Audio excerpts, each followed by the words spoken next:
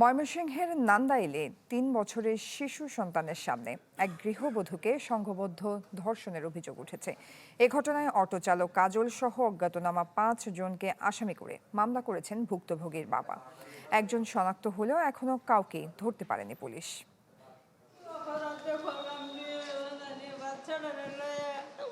৩ বছরের সন্তানকে নিয়ে গত ১৯ এপ্রিল সুনামগঞ্জের ধর্মপাশা থেকে ময়মনসিংহ যাচ্ছিলেন এক গৃহবধূ। ভুল করে বাস থেকে নেমে পড়েন নান্দাইলের চৌরাস্তায়।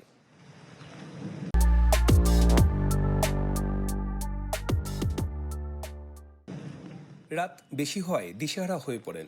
সে সময় স্থানীয় অটোচালক কাজল ও তার সহযোগীরা তাকে ভালুকা পৌঁছে দেওয়ার কথা বলে নির্জন হাওড়ে নিয়ে সংঘবদ্ধ ধর্ষণ করে।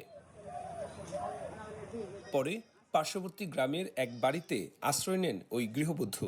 গত শনিবার ভুক্তভোগী ও তার সন্তানকে হেফাজতে নেয় পুলিশ। চোখটার কাছে এনে এতটুকু হুল্লে রয়েছে, এরপরে ফিডের মধ্যে বাড়ির দাগ ছিল। দৃষ্টান্তমূলক শাস্তি হোক এবং আইনের মাধ্যমে আইনে তাদেরকে বিচার হোক। পরদিন থানায় মামলা করে ভুক্তভোগীর বাবা। একই সাথে শারীরিক পরীক্ষার জন্য পাঠানো হয় ময়মনসিংহ মেডিকেলে। জি, আমরা বাড়ি থেকে শ্বশুর বাড়িতে আসতে।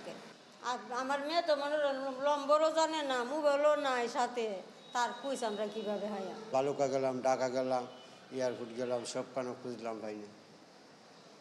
পরে কি জানছে? পরে জানছে বাদে ফেসবুকে দিয়ে দিছি, পরে বাদে খবর হয়েছে।